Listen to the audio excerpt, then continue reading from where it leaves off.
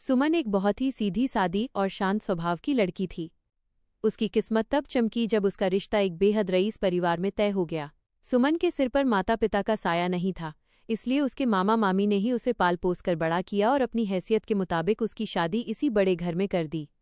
उस आलीशान घर में सुमन, उसकी एक बड़ी जेठानी और उनकी सास तीनों साथ मिलकर रहती थीं। शुरुआती दिनों में घर का माहौल बहुत अच्छा था और तीनों के बीच तालमेल भी बना हुआ था। सुमन अपनी इस नई दुनिया और मिले हुए प्यार से बहुत खुश थी, लेकिन उसकी यही हंसी और ससुराल में मिलने वाली अहमियत उसकी जेठानी को खटकने लगी। सुमन का भाग्योदय और उसकी खुशियां देखकर जेठानी के दिल में ईर्ष्या ने जगह बना ली और वो मन ही मन उससे जलने लगी। जेठानी की आंखों में सुमन की खुशियां खटकने लगी थीं। उसे ये बर्दाश्त ही नहीं हो रहा था कि सुमन उस घर में इतनी सहज और खुश कैसे है। जेठानी के मन में जलन की आग इस कदर बढ़ गई कि उसने अब घर का माहौल बिगाड़ना शुरू कर दिया। वो हर समय इसी ताक में रहती कि कैसे सुमन को सबकी नज़रों में गिराया जाए। अपनी जलन के चलते उसने एक चाल चली और अपने देवर यानी सुमन के पति के कान भरने शुरू कर दिए। वह बातों बातों में सुमन के खिलाफ जहर उगलती और उसे लेकर झूठी सच्ची बातें गढ़ने लगी ताकि सुमन और उसके पति के बीच दूरियां पैदा हो सकें। जेठानी की चालें धीरे धीरे रंग लाने लगी थीं।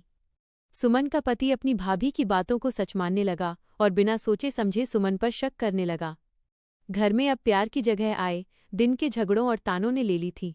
सुमन जो कभी अपनी खुशियों से चहकती थी, अब उसके दिन आंसुओं में कटने लगे। देखते ही देखते इसी तनाव और क्लेश में पूरा 1 साल बीत गया। 1 साल के इस लंबे संघर्ष के बाद सुमन का मन बुरी तरह टूट गया। वो अक्सर अकेले बैठकर यही सोचती कि जिसके साथ पूरी जिंदगी बिताने के सपने देखे थे, वही आज उसके खिलाफ खड़ा है। उसे लगा कि दुनिया में अब उसका अपना कहने वाला कोई नहीं बचा। शादी के वक्त उसने सोचा था कि अब उसे अपना एक पक्का घर मिलेगा जहां वो सुकून से रहेगी, लेकिन यहाँ तो उसे हर कदम पर बेगानापन ही महसूस हो रहा था। इस पूरे माहौल में बस उसकी सास ही एक ऐसी इंसान थी जो सुमन की सच्चाई समझती थी और मुश्किल वक्त में उसका पक्ष लेती थी। समय की इस मुश्किल घड़ी में सुमन के जीवन में उम्मीद की एक नई किरण जागी। उसे पता चला कि वो मां बनने वाली है। इस खबर ने सुमन के मुरझाए हुए चेहरे पर एक बार फिर मुस्कान ला दी। उसे लगा कि शायद अब उसके दुखों का अंत होने वाला है और उसके अच्छे दिन वापस आ जाएंगे। सुमन मन ही मन ये सपने बुनने लगी कि जब उसका पति अपने बच्चे का मासूम चेहरा देखेगा तो उसका दिल पिघल जाएगा। उसे पूरी उम्मीद थी कि संतान के आने से उनके बीच की कड़वाहट खत्म हो जाएगी। वो उससे प्यार से बात करने लगेगा और जो दूरियां जेठानी की बातों की वजह से आई थीं वे मिट जाएंगी। उसे लगने लगा कि अब आखिरकार उसका परिवार पूरा होगा और उसे वो हक मिलेगा जिसकी वो हकदार थी। सुमन की तमाम उम्मीदों पर पानी फिर गया। उसे लगा था कि संतान के आने से शायद पत्थर भी पिघल जाएगा, लेकिन उसका पति नहीं सुधरा। वह अपनी उसी पुरानी जिद और जेठानी की बातों के असर में ही रहा। उसका बर्ताव सुमन के प्रति वैसा ही रूखा और कड़वा बना रहा। वक्त गुजरा और सुमन ने एक सुंदर से बेटे को जन्म दिया। पूरे घर में खुशी की लहर दौड़ जानी चाहिए थी, क्योंकि वो उस अमीर खानदान का वारिस था। सुमन को लगा कि अब तो कम से कम उसके पति का दिल पसीजेगा और वो अपने बेटे का चेहरा देखकर अपनी पत्नी को वो सम्मान देगा जिसका वो इंतजार कर रही थी। बेटे के जन्म के बाद सुमन के शरीर में बहुत कमजोरी थी। अभी उसकी डिलीवरी हुए बस 2-3 दिन ही बीते थे। उन 2-3 दिनों तक तो जेठानी ने जैसे तैसे घर का काम संभाल लिया, लेकिन उसके भीतर की जलन शांत नहीं हुई थी। तीसरे दिन ही उसका धैर्य जवाब दे गया और उसने अपना असली रंग दिखाना शुरू कर दिया। जेठानी सुमन के पास जाकर ऊंचे स्वर में तंज कसते हुए बोली, ऐ महारानी, अब बहुत हुआ आराम, अब खड़ी हो जा। 2-3 दिन से तेरे हिस्से का काम भी मुझे ही करना पड़ रहा है। अब मेरी कमर में दर्द होने लगा है, मुझसे इतना काम नहीं होता। तू यहाँ चैन से लेटी है और मैं वहाँ खट रही हूँ। सुमन अभी ढंग से चलने फिरने की हालत में भी नहीं थी, लेकिन जेठानी की इन कड़वी बातों ने उसे अंदर तक झकझोर दिया। उस अमीर घर में जहाँ नौकर चाकर हो सकते थे, वहाँ भी जेठानी उसे जलील करने का कोई मौका नहीं छोड़ रही थी। सुमन के शरीर में अभी इतनी जान नहीं थी कि वो खड़ी हो सके, लेकिन जेठानी के तानों और घर की शांति के खातिर उसने अपने कलेजे पर पत्थर रख लिया। उसने अपने नन्हे से बेटे को अपनी सास की गोद में डाल दिया और कांपते पैरों से रसोई की ओर बढ़ गई। प्रसव की उस असहनीय पीड़ा और कमजोरी के बावजूद वो घर के भारी कम काम और रसोई के बर्तनों से भिड़ गई। उसकी सास ये सब देख रही थी और उनकी आंखों से टप टप आंसू गिर रहे थे। वो अपनी बहू का दुख समझती थीं, उसका दर्द महसूस कर रही थी, लेकिन वो खुद लाचार और अपाहिज थीं। वो चल फिर नहीं सकती थीं, इसलिए चाहकर भी सुमन का हाथ नहीं बटा पा रही थीं और न ही अपनी उस दबंग और ईर्ष्यालु बड़ी बहू को रोक पा रही थीं। वो बस बिस्तर पर बैठी रोती रहीं और अपनी बेबसी पर पछताती रहीं कि एक माँ और सास होने के नाते भी वो अपनी सीधी सादी बहू को इस जुल्म से नहीं बचा पा रही हैं। वक्त और भी बीतता गया, लेकिन सुमन की जिंदगी की मुश्किलें कम होने का नाम नहीं ले रही थीं। एक रात उसका मासूम बेटे तेज बुखार की तपिश में जलने लगा। बच्चा दर्द और बेचैनी से तड़प रहा था। घबराकर सुमन ने रात के 2 बजे अपने पति को नींद से जगाया और बच्चे की हालत के बारे में बताया, लेकिन ममता के उस दर्द को समझने के बजाय उसका पति आग बबूला हो गया और सुमन पर चिल्लाने लगा, दिन भर बाहर काम करके थका हारा आता हूँ, कम से कम रात को तो चैन से सोने दिया कर, इसे चुप करा और खुद सुला ले। सुमन का दिल टूट गया, पर माँ की ममता हार मानने वाली नहीं थी। वो पूरी रात जागकर अपने बेटे के सिर पर ठंडे पानी की पट्टियां रखती रही। बच्चे को सांस लेने में तकलीफ हो रही थी, उसकी छाती धौंकनी की तरह चल रही थी, फिर भी सुमन ने हिम्मत नहीं हारी और जैसे तैसे वो खौफनाक रात काटी। सुबह होते ही उसने फिर से अपने पति से मिन्नत की कि बच्चे को डॉक्टर की सख्त ज़रूरत है, लेकिन उसने झिड़कते हुए कह दिया, मुझे इन सब पचड़ों की कोई जानकारी नहीं है, जो करना है खुद देख ले। मजबूरन सुमन खुद अपने बीमार बेटे को कलेजे से लगाकर घर से बाहर निकली। रास्ते में उसे एक हमदर्द पड़ोसन मिल गई, जिसने सुमन की हालत और बच्चे की तड़प देखकर उसका साथ दिया। वे दोनों मिलकर डॉक्टर के पास पहुंचीं। डॉक्टर ने बच्चे की जांच की और चेहरा गंभीर कर लिया। उसने बताया कि बच्चे को निमोनिया हो गया है और हालत काफ़ी नाजुक है। डॉक्टर को दिखाकर जब सुमन वापस लौटने लगी तो उसकी हमदर्द पड़ोसन ने सहारा देते हुए कहा, तुम इतनी परेशान हो, मेरा बेटा तुम्हें घर तक छोड़ देगा। सुमन ने पहले तो संकोच में मना कर दिया कि वो खुद चली जाएगी, लेकिन अपनी कमजोरी और बीमार बच्चे की हालत देख वो मान गई। इधर घर पर सुमन के पहुंचने से पहले ही जेठानी ने अपना खेल शुरू कर दिया था। जैसे ही सुमन का पति ऑफिस से लौटा और उसने पूछा कि सुमन कहाँ है, जेठानी ने जहर उगलते हुए कहा, मुझे क्या पता कहाँ मुंह काला करने गई है, सुबह की निकली है, अब तक अता पता नहीं है। तुम्हारे पीछे से घर का सारा बोझ मुझ पर डाल देती है, पता नहीं कहाँ कहाँ भटकती फिरती है। पति के मन में पहले ही शक का बीज बोया जा चुका था। ठीक उसी वक्त घर के बाहर एक गाड़ी आकर रुकी। उसने गुस्से में बाहर जाकर देखा तो सुमन गाड़ी की पिछली सीट पर बीमार बच्चे को सीने से लगाए बैठी थी और ड्राइविंग सीट पर पड़ोसन का जवान बेटा था। गुस्से और जेठानी की बातों में अंधे हुए उस पति को न तो अपना मरणासन बेटा दिखाई दिया, न अपनी बेबस पत्नी की आंखों के आंसू, और न ही बगल में बैठी उस लड़के की माँ। उसे दिखा तो बस एक पराया मर्द। उसने अपनी पत्नी की तकलीफ को समझने के बजाय उसे शक की निगाहों से देखना शुरू कर दिया। जैसे ही सुमन ने घर की दहलीज पर कदम रखा, उसके पति का गुस्सा ज्वालामुखी की तरह फट पड़ा। उसने न आव देखा न ताव और सुमन पर जोर जबरदस्ती करते हुए उसे बेरहमी से मारना पीटना शुरू कर दिया। सुमन के हाथों में वही बीमार बच्चा था, जो डर और तकलीफ के मारे फूट फूट कर रोने लगा। घर का आंगन सुमन की चीखों और बच्चे के रोने की आवाज़ों से गूंज उठा। सुमन की सास, जो अपनी व्हीलचेयर पर बेबस बैठी ये सब देख रही थी, उनसे रहा नहीं गया। वो अपनी पूरी ताकत लगाकर अपनी व्हीलचेयर को धकेलते हुए वहां पहुंची और चिल्लाने लगी, बस कर, रुक जा, मत मार उसे। आखिर उसने ऐसा क्या गुनाह कर दिया है जो तू जानवर बन गया है। सास की ममता और तड़प सुमन के लिए ढाल बनने की कोशिश कर रही थी, लेकिन वो खुद लाचार थीं।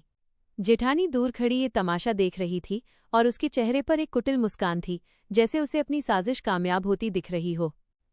सुमन रोते हुए और अपने बीमार बच्चे को कलेजे से चिपकाए चिल्लाने लगी, मैंने आपसे मिन्नतें की थीं कि मेरा बेटा बीमार है, इसे डॉक्टर को दिखा लाओ, पर आपने मेरी एक न सुनी। इसकी सांसें उखड़ रही थीं, मैं इसे तड़पता हुआ नहीं देख सकती थी, इसीलिए खुद डॉक्टर के पास गई थी, मैं कहीं और नहीं गई थी। लेकिन सुमन की इन सच्ची बातों का उसके पति पर कोई असर नहीं हुआ। शक और गुस्से में अंधा होकर वह उसके चरित्र पर कीचड़ उछालने लगा और चिल्लाया, तू अब मुझे बदनाम करेगी, मोहल्ले के लड़कों के साथ घूमकर मेरी और मेरे खानदान की नाक कटाएगी। वो लगातार सुमन को जलील करता रहा और उस पर हाथ उठाता रहा। वहीं दूसरी ओर उसकी जेठानी सोफे पर आराम से बैठी इस पूरे मंजर का लुत्फ उठा रही थी। वो हाथ में चाय का प्याला पकड़े बड़े मज़े से चुस्कियां ले रही थी और सामने अपनी देवरानी की बर्बादी का तमाशा देख रही थी। जैसे जैसे सुमन के पति का गुस्सा बढ़ता, जेठानी के चेहरे पर एक कुटिल मुस्कान और गहरी होती जाती। वो हंसी नहीं रोक पा रही थी। उसे अपनी साजिश इस कदर कामयाब होती देख एक शैतानी सुकून मिल रहा था। बेचारी अपाहिज सास व्हीलचेयर पर बैठी सिर्फ चीखती रह गई, पर उस घर में अब किसी को उनकी आवाज़ सुनाई नहीं दे रही थी। सुमन ने काफ़ी देर तक वो जुल्म सहा, लेकिन जब पानी सिर से ऊपर निकल गया तो वो फफक कर रोते हुए और पूरे जोर से चिल्लाकर बोली, बस बहुत हो गया, अब मुझे ये सब और नहीं सहना। अगर आपको मुझ पर भरोसा ही नहीं है तो मेरा यहाँ रहने का कोई मतलब नहीं। मैं अपने मायके चली जाऊंगी, अपने मामा मामी के पास चली जाऊंगी। दिल में एक उम्मीद लिए सुमन ने कांपते हाथों से अपने मामा का नंबर मिलाया। फोन उसकी मामी ने उठाया। सुमन अभी अपनी बात शुरू ही कर पाई थी कि मामी ने दो टूक लहजे में कह दिया, देख सुमन, तेरे मामा हार्ट पेशेंट हैं। डॉक्टर ने उन्हें किसी भी तरह का सदमा देने से मना किया है। मैं उन्हें और दुख नहीं देना चाहती। अगर उन्हें पता चला कि तेरी गृहस्थी में ऐसा क्लेश हो रहा है तो वो ये सुनकर मर जाएंगे। मैं उनका घर बर्बाद नहीं होने दूंगी। सुमन की आंखों के आगे अंधेरा छा गया, पर मामी यहीं नहीं रुकीं। उन्होंने आगे कहा, एक बात गांठ बांध ले, ससुराल ही लड़की का असली घर होता है। लड़की की वहां से सिर्फ अर्थी ही निकलती है, वो वापस लौटकर नहीं आती। तुझे वहीं रहना होगा और सब कुछ संभालना होगा। मामी की इन बातों ने सुमन के लौटने के सारे रास्ते बंद कर दिए। वह फोन हाथ में लिए पत्थर बन गई। उसे समझ आ गया कि जिस मायके को वो अपनी ढाल समझ रही थी, वहां भी अब उसके लिए कोई जगह नहीं है। सुमन के पति ने जब सुना कि उसकी मामी ने उसे सहारा देने से साफ मना कर दिया है, तो उसके चेहरे पर एक क्रूर मुस्कान आ गई। फोन स्पीकर पर था, इसलिए वो एक एक शब्द सुन रहा था। उसने सुमन को धक्का देते हुए तंज कसा, अब बोल, कहाँ है तेरे वे मामा मामी जो तुझे सर आंखों पर बिठाते थे? देखा, तुझे कूड़े की तरह फेंक दिया सबने। अब कोई तुझे अपने घर वापस बुलाकर खुश नहीं है। अब तू कहीं की नहीं रही, इसलिए चुपचाप यहीं पड़ी रह और मेरे पैरों की जूती बनकर जी। पति के इन जहरीले शब्दों और अपनों की बेरुखी ने सुमन के भीतर जीने की इच्छा ही खत्म कर दी। उसे लगा कि इस दुनिया में उसके लिए न तो कोई जगह है और न ही किसी के दिल में प्यार। वह सुध बुध खोकर रसोई की ओर भागी। उसका मन हुआ कि आज इस घुटन भरी जिंदगी को हमेशा के लिए खत्म कर दे। उसने रसोई में जाकर जैसे ही खुद को नुकसान पहुंचाने के लिए हाथ बढ़ाया, अचानक कमरे से उसके बीमार बेटे के रोने की हल्की सी आवाज आई। उस एक आवाज ने सुमन के बढ़ते कदमों को जड़ कर दिया। उसे अपने मासूम बच्चे का वो चेहरा याद आया जो निमोनिया से तड़प रहा था। उसने सोचा, अगर मैं मर गई तो इस मासूम का क्या होगा? ये जालिम दुनिया और ये निष्ठुर बाप इसे जीने नहीं देंगे। जेठानी तो इसे जीते जी मार डालेगी। अपने बेटे की ममता ने उसे मौत के मुंह से खींच लिया। उसने इरादा बदल दिया और खुद से वादा किया कि वो अब अपने लिए नहीं बल्कि अपने बेटे की ढाल बनकर जिएगी। सुमन ने खुद को पत्थर बना लिया और उस घर में एक नौकरानी की तरह रहने लगी। वो सुबह से रात तक खटती, जेठानी के ताने सहती और पति की मार खाती, पर उसका पूरा ध्यान सिर्फ अपने बेटे की परवरिश पर था। देखते देखते समय बीत गया और उसका बेटा अब 4-5 साल का हो गया था। सुमन ने तंगी और मुश्किलों के बावजूद उसे एक अच्छे स्कूल में दाखिल करवाया।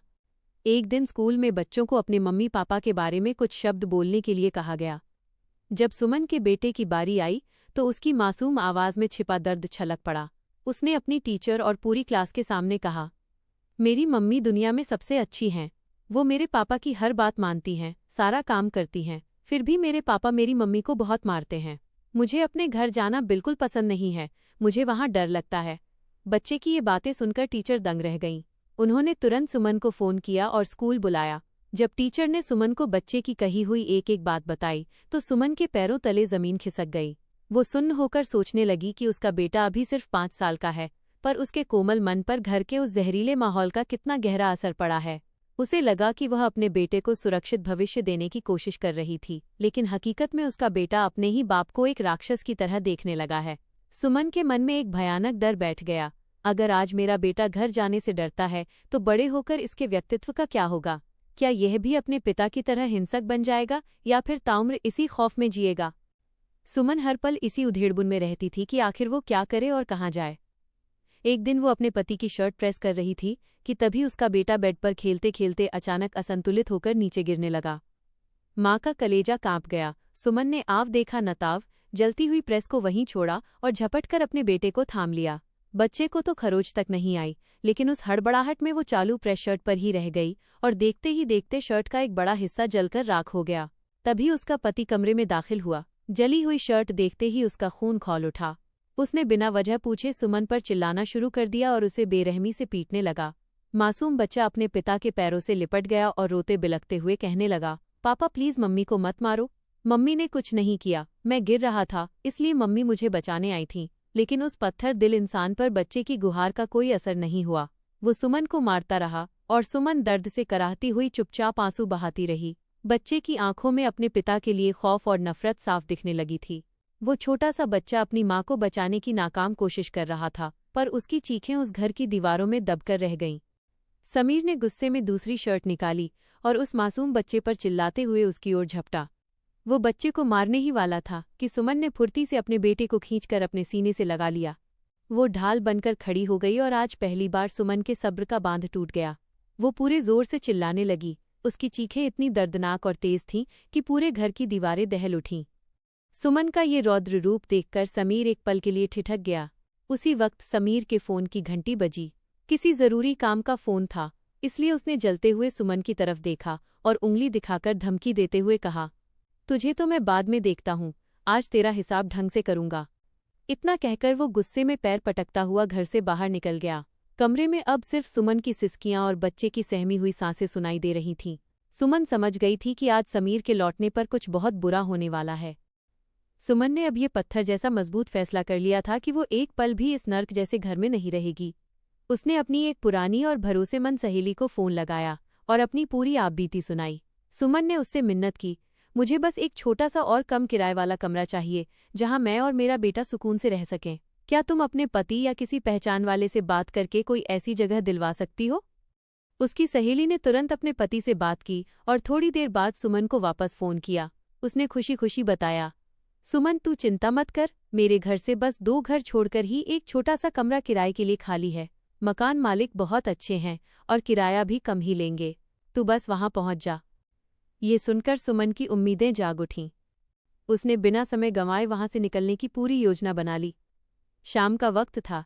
जेठानी अपने कमरे में बड़े आराम से टीवी देखते हुए मस्ती में थी और उसे सुमन की किसी हलचल का अंदाजा नहीं था।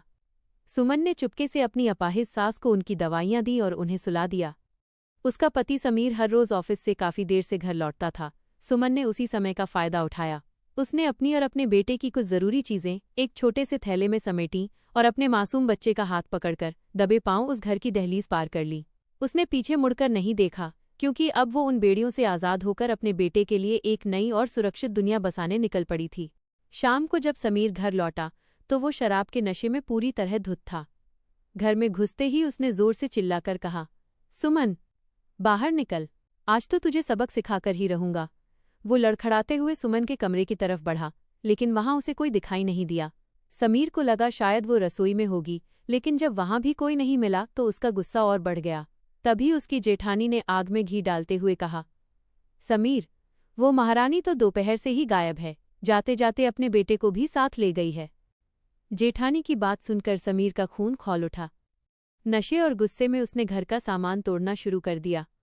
रात भर वो सुमन को फोन करता रहा, लेकिन सुमन ने एक बार भी फोन नहीं उठाया। सुबह जब समीर का नशा उतरा तो उसने फिर से फोन मिलाया। इस बार सुमन ने फोन उठाया। समीर ने गरजते हुए कहा, चुपचाप घर लौटा, तू जाएगी भी कहाँ? तेरे पास है ही कौन? सुमन ने शांत लेकिन अटल स्वर में जवाब दिया, अब मैं उस नर्क में वापस नहीं आऊंगी। मैं अपने बेटे को उस माहौल में बड़ा नहीं होने दूंगी जहां उसके पिता उसकी मां पर हाथ उठाते हैं।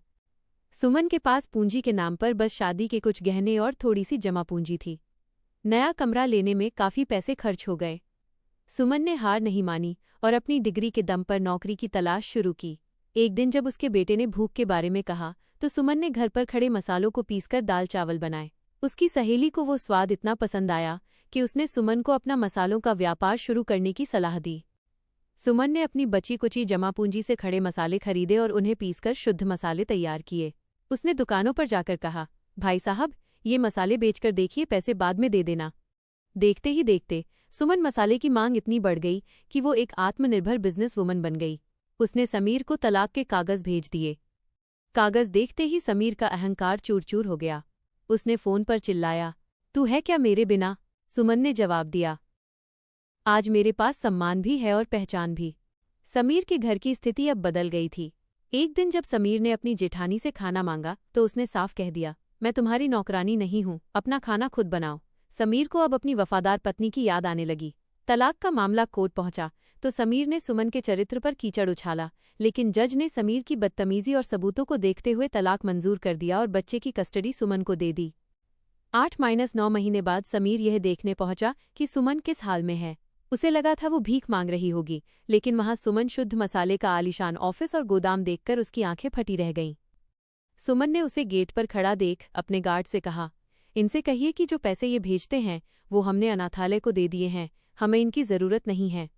समीर ने फिर से सुमन पर चिल्लाकर उसके चरित्र पर सवाल उठाए तो सुमन ने उसे करारा जवाब देते हुए बाहर जाने को कहा। जाने से पहले सुमन ने कमरे का पर्दा हटाया तो सामने बिस्तर पर समीर की बूढ़ी और अपाहिज माँ बैठी थी। माँ ने रोते हुए बताया, बेटा, तेरी भाभी ने मुझे वृद्धाश्रम छोड़ दिया था, वह तो भला हो सुमन का जो मुझे यहाँ ले आई। समीर शर्म के मारे माँ के पैरों में गिर गया और उनसे साथ चलने की मिन्नतें करने लगा, लेकिन माँ ने धिक्कारते हुए कहा, नहीं बेटा, अब बहुत देर हो चुकी है। सुमन ने मेरी तब सेवा की जब मेरे अपने खून ने मुझे छोड़ दिया था। तू अपनी दौलत पर घमंड करता था, लेकिन आज तू कितना गरीब हो गया है। तेरे पास न माँ है, न पत्नी और न ही इज्जत। समीर के पास अब कहने को कुछ नहीं बचा था। उसने देखा कि उसका बेटा भी उसकी तरफ नहीं देख रहा है। वो अपनी हार का बोझ लिए रोते हुए चुपचाप उस घर से बाहर निकल गया। सुमन ने गेट बंद किया और अपनी उस नई दुनिया की ओर मुड़ गई जिसे उसने अपनी मेहनत और सच्चाई से आबाद किया था। ये समाज को एक बहुत बड़ा संदेश देती है कि महिला अबला नहीं होती और अगर वो ठान ले तो मिट्टी से सोना बना सकती है। सुमन का सफ़र यह साबित करता है कि तलाक किसी जिंदगी का अंत नहीं, बल्कि एक नए और बेहतर जीवन की शुरुआत भी हो सकता है। आत्मसम्मान के साथ समझौता न करना और मेहनत के दम पर अपनी पहचान बनाना ही एक सशक्त महिला की असली जीत है। अगर आपको सुमन की ये हिम्मत भरी कहानी अच्छी लगी हो तो हमारे चैनल को सब्सक्राइब ज़रूर करें। यह कहानी उन सभी महिलाओं के लिए एक मिसाल है जो मुश्किलों से जूझ रही हैं। याद रखिए, एक महिला चाहे तो क्या नहीं कर सकती। ज़रूरी नहीं कि तलाक के बाद ज़िंदगी ख़त्म हो जाए, बल्कि ये खुद को साबित करने और अपनी दुनिया खुद बसाने का एक नया मौका भी हो सकता है।